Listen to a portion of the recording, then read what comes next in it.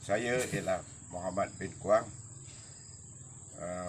suku kaum Jahud.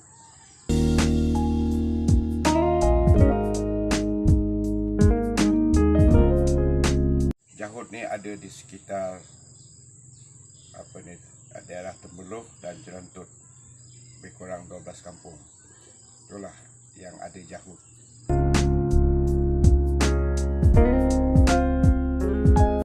Orang asli ni ada 18 suku kaum. 18 suku kaum kita terbagi pada 3 kumpulan, iaitu kumpulan Senaoi, kumpulan Negrito dan Melayu asli ataupun dipanggil Oto Malay. Itulah daripada 18 suku kaum tadi dia jadikan 3.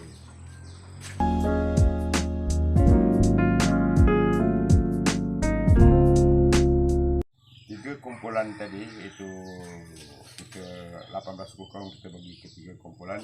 Kumpulan Senaoi terdiri daripada kaum Temia, kaum Semai, kaum Jahud, Cik Uong, Semak Beri, Mak Beri. Itulah dia. Kumpulan Melayu asli ataupun dipanggil Malay Utuh, itu suku kaum Jakun, orang Kuala, Selita, Semelai, Temuan. Jadi itulah dia. Dalam Negrito itu kita dia ada serupa juga 6 kumpulan Negrito. Seperti Kinta, Lanoh, Jahai, Mendrit, Batek. Dia ada 8, lebih kurang samalah juga. 6 satu kumpulan, 6 satu kumpulan, jadi 18 yang ada di Semenanjung.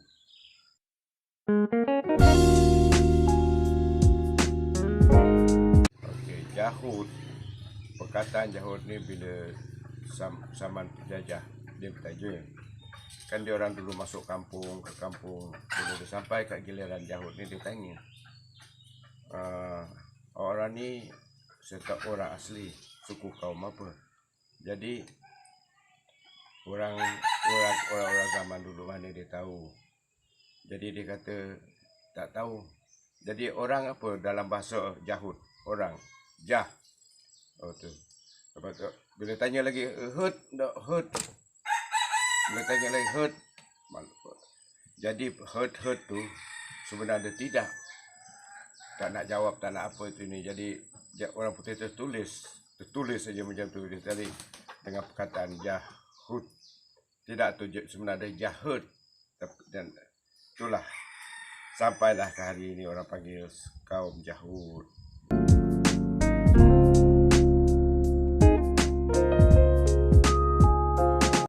Okey, batin ya. Zaman dulu memang wujud batin. Sebab itu kita cakap tadi di Kuala Pahang tu, di situlah lahirnya batin yang dulu dibagi oleh tuanku. Ada watikah daripada tuanku batin ni. Yang dia bila satu tempat, katakan di Kerau, dia letak satu batin. Bermakna tiap-tiap kampung dia letak menteri. Sebab tu dulu wujudlah menteri Geh lah, menteri Juan lah, menteri Keng lah, menteri Abbas lah dulu. Gitulah. Tapi pada hari ini yang dia boleh katakan tiap-tiap kampung ada batin. Dulu tak ada. Lepas tu katakanlah kita letak dalam Jahud ni belah Mei ataupun Kiul, dia satu aja dia letak. Sebab tu dia letak di Mei satu batin, Kiul tu dia letak menteri. Itulah nak kisah dia. Bukan macam hari ini. Hari ini dah satu kampung dah 100 lebih dah satu batin. Jahud kita mula daripada Paya Mengkuang, naik pergi ke Pelung, Berdut, Rekoh. Lepas Rekoh kita ambil daripada Seboi, Mendoi, barulah Pendras, Pasu, lepas Pasu, Lubuk Uong, Pian dan Terbul. Jerantut dia ada tiga kampung Jahut. Dalam Jahut dia dipanggil Kuul, Sungai Kuul tu. Lepas tu Kiul dengan Sungai Mai. Itulah dalam daerah Jantut ada tiga kampung orang asli Jahut.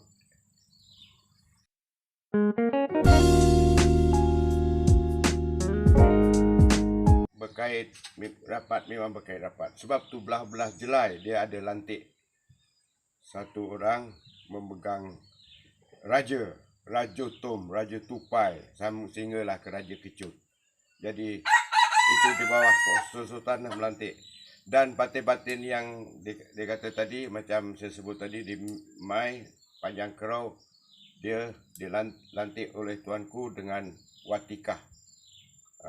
Dengan tongkat dia, apa itu ni semualah.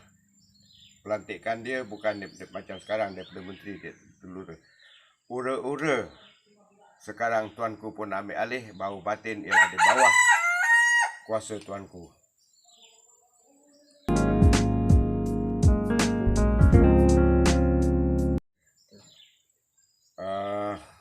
Yang menjaga orang asli masa darurat ialah bermula dulu tak ada benda. Lepas tu masa darurat dipegang oleh keselamatan lah, sebab dia nak jaga supaya orang asli ni tidak terpengaruh dengan anasir jahat ni, komunis. Jadi dia, sebab itu mula-mula dulu dia pindahkan orang suku kita Jahut ni ke seberang Pahang. Di sanalah dijaga itu ini oleh askar apa itu ni. Pada selepas saja darurat dah kurang, kita diletak di bawah Kementerian Tanah dan Galian. Tak sesuai, dia letak di bawah Kementerian Hal Ehwal Dalam Negeri. Kemudian dia pindah ke luar bandar. Daripada luar bandar bermacam ada 3-4 kementerian lah. Dulu dipanggil, masa British dia panggil Jabatan Orang Asli. Selepas itu dia bagi lagi nama Jabatan Hal Ehwal Orang Asli. Kemudian masa Matan Perdana Menteri Najib Tun Razak, dia tak sesuai perkataan Hal Ehwal Orang Asli. Bukannya semua Hal Ehwal Orang Asli itu nak jabatan ambil tahu, tidak. Jadi ditukarlah ke Jabatan Kemajuan Orang Asli sehinggalah pada hari ini.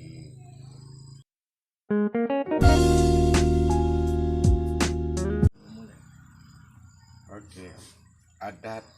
Adat ni ada dua. Adat orang asli ni ialah suku kaum Jahut ni dia banyak. Kalau kata perkahwinan, ini cara dia lepas tu pecahan kepada apa ni, dia lain lah, bercerai lain. Kalau perkahwinan dah biasalah, rasa saya lah, bukan rasa lah, saya tak pernah tengok, saya pernah mentadbir ni. Cara perkahwinan mestilah daripada mula bertanya, budak sama budak, kemudian orang tua, kemudian masuk meminang. Selepas meminang, taruh janji itu ini dah cukup waktu dia, maka dia buat nikah lah. Yang kita nikah dia. Kahwin tu naklah disah oleh ketua kampung. Kemudian ketua kampung bila dah sah itu ini, dia akan buat surat ke jabatan. Jabatan akan buat surat lagi ke Jabatan Penataran Negara ataupun JPN untuk pengesahan. Jadi kita tak nak perkara-perkara macam tu berlaku. Bila si suami meninggal ke, dah nak minta bantuan, nak minta apa itu ini, kalau dia ada emas duit itu ini, susah. Jadi kita terpaksa ikut cara yang selamat. Jadi kita terpaksa. Adat resam itu kita tengok apa kesalahan.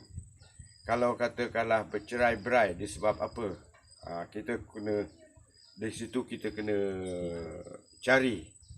Kita tanya pihak suami, kita tanya pihak lelaki. Jadi kita sebagai di sana, di wali lelaki dengan wali perempuan mesti ada. Jadi batin ni orang tengah, dia akan selidik. Maka dia dapat ni salah, dia akan tentukan kesalahan ini apa.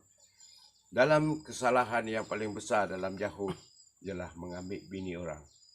Oh, ambil bini orang ni macam orang Melayu lah juga. Kalau orang Melayu tu letak keris, letak apa itu ini, tapi dalam bila dia denda, dia kata bilang lantai. Bilang lantai itu bermakna kita bayar,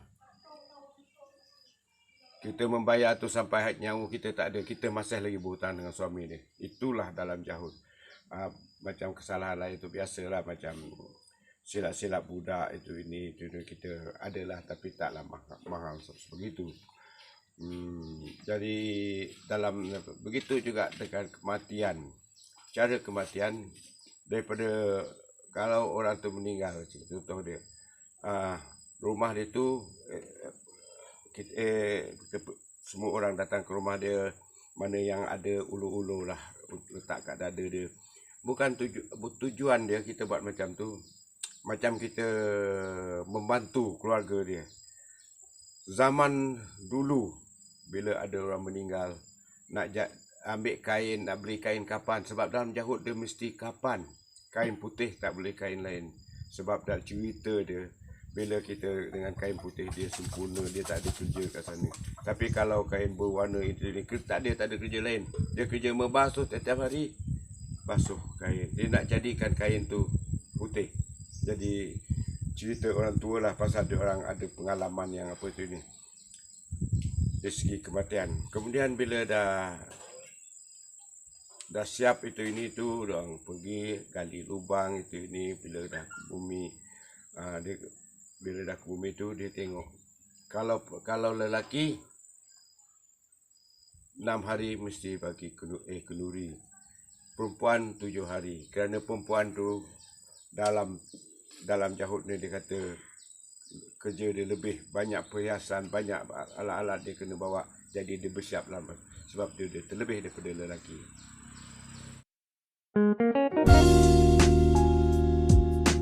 Kalau Melayu dia sebut berkatam, orang asli bersunat.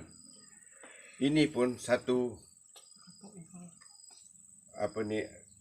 adat suku kaum Yahud. Dulu sebenarnya usul asal dia tak ada, tapi dia cerita macam tadi lah. Dia ni berasal daripada Pagaruyung, dia keturunan bangsawan. Jadi bila dia dah merantau tadi, yang macam cerita asal tadi, jadi sampai je kat sini, dia masa di Pagaruyung sunat taklud. Dia sunat taklud apa itu. Jadi bila dia nak duduk dekat sana, kawan-kawan dia ejek lah, kulup lah apa itu ini. Jadi dia malu. Jadi dia malu tu tadi dengan kawan-kawan, dengan anak-anak dara. Dia pun merantau sampailah ke dulu dipanggil situ apa ni, Baliknyo. Sekarang tu Lubuk Wong. Sebenarnya perkataan Wong tu saya tak tahulah, sebab saya daripada kecil saya tahu tempat tu ialah Luwong. Sebab tu Cika Luwong, Lubuk Luwong. Jadi sekarang tak tahu datang mana Wong tu. Jadi itulah. Jadi cerita dia tadi, yang datang bersunat tadi, dia belajar, dia tadi duduk kat situ, dia tak makan benda-benda yang apa ni, yang dalam Islam tak makan. Jadi bila batin tu tadi meninggal, tadi, dia berpesan lah, kalau saya meninggal besok, dia kata awak lah ganti batin kat sini. Dia kata menantu kita tak nak lah itu ini. Dari dalam dia apa itu ni, dia pun kahwin lah, kahwin dah dapat anak dengan anak batin tadi. Nama dia batin perempuan, yang jadikan itu tadi batin perempuan. Nama dia batin perempuan, dia lelaki. Yang cerdik perempuan dia, bertahu cakap dengan orang luar, tahu buat apa itu ini, yang dia tak tahu. Sebagai contoh dia, bila orang tanya, batin apa dia apa ni, sempehla, dia kata, bak penca anak saya. Maksud dia daun nak bagi makan anak bini, tapi dia tak tahu dia cakap tu. Jadi bini dia pun betul cakap tu. Sebab tu bini lady fate, sebab tu orang panggil dia batin perempuan. Jadi dia pun bila dah kahwin tu ini dapatlah anak lelaki. Bila anak dah besar tu, dia pun jumpa pergi kat bapak mentua dia. Dia cakap, "Pak, saya ingat anak saya ni saya nak sunat dah." Oh, bapak mentua dia tak bagi sunat, nanti matilah itu ini. Kata dia tak ada sikit aja itu, tak boleh itu ini. Wah, lama-lama hari-hari dia minta lama, pak mentua pun bagi syarat. Kalau awak nak sunat anak awak ni, saya tahu anak awak cucu saya. Kalau dia mati, awak pun mati. Dia sanggup. Tak apalah, bapak saya sanggup. Ayah nak bunuh saya tak apa. Tapi saya nak sebab keturunan saya begini dia ceritalah.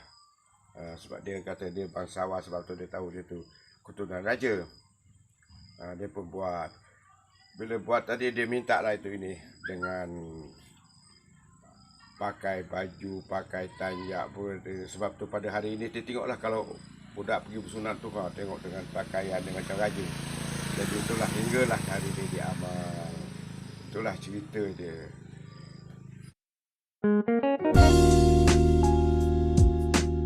Bab agama ni ini hak seseorang. Macam saya daripada dulu memang dalam Jahud ni tak adalah agama dia tak ada. Hanya dia tadi dah kepercayaan dia tu. Bila dia kepercayaan itu sebab tu dia orang dulu dengan bomo lah, dengan apa itu ni. Jadi budak-budak orang sekarang tu dia dah pergi ke ini, kumpulan ni jadi ini, pergi kumpulan ni jadi ini. Jadi bab agama ni saya sendiri pun tak boleh nak kata apa. Kalau dia nak macam anak saya sendiri pun kalau dia nak masuk Islam, pergilah. Tapi buatlah cara beragama. Jangan buat lebih-lebih kurang. Begitu lah, siapa yang nak pergi Kristian, pergi. Tapi buatlah cara dia. Janganlah benda yang dia larang itu yang kita amal. Jadi saya tak ambil tahu sangatlah begitu. Itu terpulang hak masing-masing, hak individu tentang agama ni. Itulah pesanan saya pada semua yang mana dah teruskan.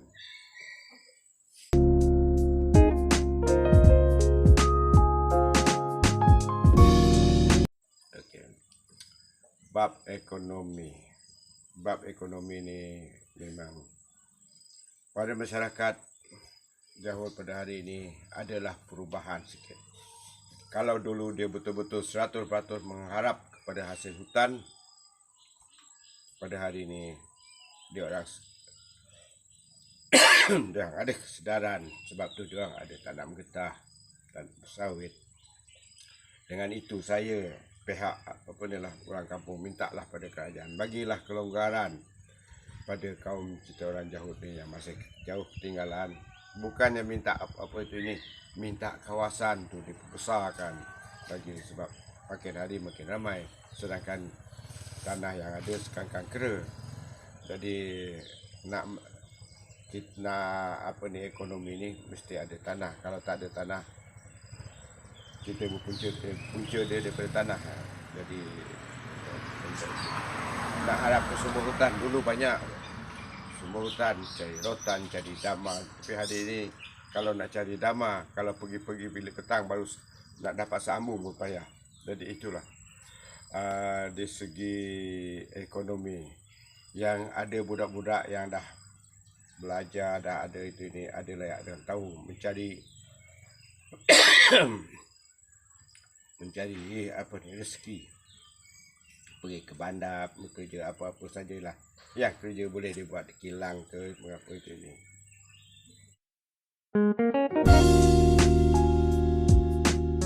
Okey, Jahud ni, dalam Jahud lah orang terkenal dengan patung dia. Dia ada dalam 18 suku kaum tadi, ada 2 suku kaum dia yang buat patung. Satu Jahud, yang kedua Makmeri. Makmeri ni terdapat di pesisir pantai, macam di Maurib, belah sana, belah Sungai Judah apa itu ni. Patung ni dalam Jahud berasal daripada dia panggil berubat tu. Dia panggil sepilih. Dia buat jenis penyakit ini dia jadi dia buat daripada itulah. Jadi ada pelancong ni dia tengok, oh dia kata orang asli ni pandai buat benda-benda macam ni. Jadi dia minta lah buat tadi dia secara apa ni dia beli jadi sehingga ke hari ni ada orang bila dia nak dia order pasal tak macam dulu banyak apa ni. Sekarang tu kurang dah orang-orang yang mahir yang membuat ni sebab kebanyakan dia orang dah buat kerja lain. Yang patung pun pasaran pun taklah macam dulu menggalakkan, sekarang dah kekurangan. Itulah.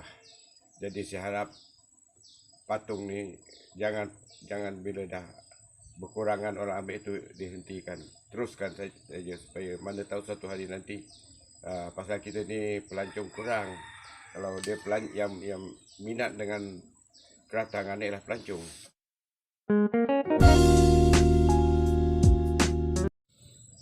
Permainan dulu dalam Jahut ni, permainan dekat kampung ni sepak raga.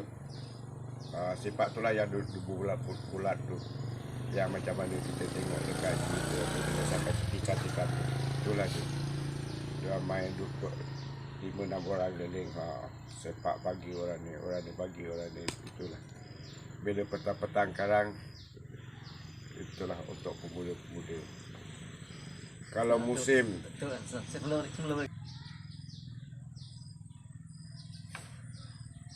permainan di kalangan kaum Jahut,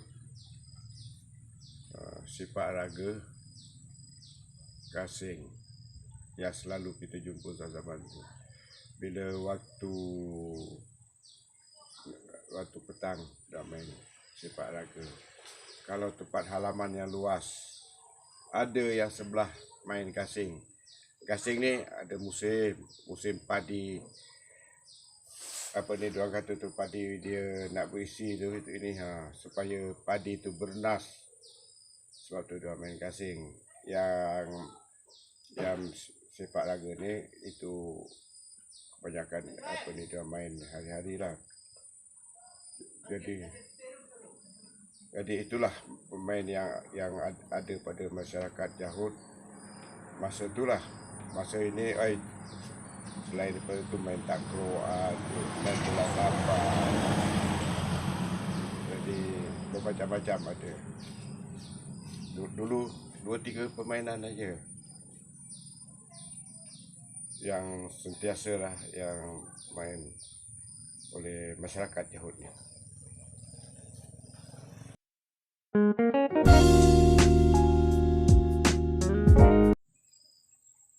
Hari ini kejohanan permainan bermacam-macam, dan kita juga ada pula penaja yang contoh dia bola tampar, bola sepak pula macam-macam.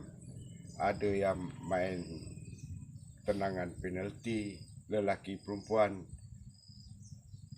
ada yang apa ni separuh tu futsal. Berapa kampung sangat yang ada futsal, yang lain tak ada lah. Dan bola permainan bola tampar ni rasa di kampung ni lah tim dah ada cukup, dan tiap-tiap kampung rasa Jahut ni dah ada. Tapi sama ada matap dengan tak matap tu, tapi dah semua dah tubuh. Mendapat tajaan ni ialah terutama sekali yang berhormat lah, sama ada Don atau Parlimen. Support ni, tak ada bola bagi bola, tak ada net bagi net, tak ada hadiah pun diorang bagi. Jadi dari situlah berkembangnya tentang sepak raga, ataupun sekarang dulu sepak raga, kita sekarang sepak takraw pun begitu jugalah. Daripada yang berhormat jugalah mendapat apa ni penaja bola itu ini, takraw, bola tampar, bola sepak. Itulah yang selalunya yang ada di kampung ni. Futsal tu sekali-sekala je yang ada. Jadi harap pada pihak-pihak yang tertentulah, sama ada orang kata badan kerajaan ataupun NGO, bagilah semangat pada masyarakat Jahut ni bagi sumbangan untuk mereka. Mana tahu suatu hari nanti Jahun juga boleh menjadi wakil untuk negara.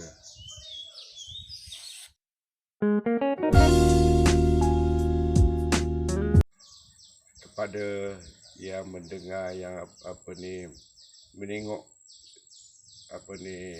rakaman ni, saya menyeru pada sama ada orang persorangan, syarikat persendirian atau hak kerajaan, saya sangat-sangat mengharap belas kasihan daripada pihak-pihak yang saya cakap tadi dapat membantu kami dari segi apa juga sokan, pelajaran, ekonomi. Pelajaran tadi, walau macam mana pun saya daripada saya kecil sampailah saya dah berumur tahun ni 71. Sebab tu bila orang cakap tentang UMNO, tentang Barisan Nasional, saya bangkang. Sebab parti lain belum ada lagi jasa. Tapi kalau parti-parti ni banyak jasa daripada masyarakat orang asli. Jadi bukan saja pada parti, pada kerajaan, pada orang persorangan pun. Sebab tu saya lah merayu dapatlah tak banyak sikit pun sumbangan, supaya dengan adanya sumbangan tu saya mengharapkan supaya Tuhan balas jasa baik anda semua dengan memberi yang terbaik.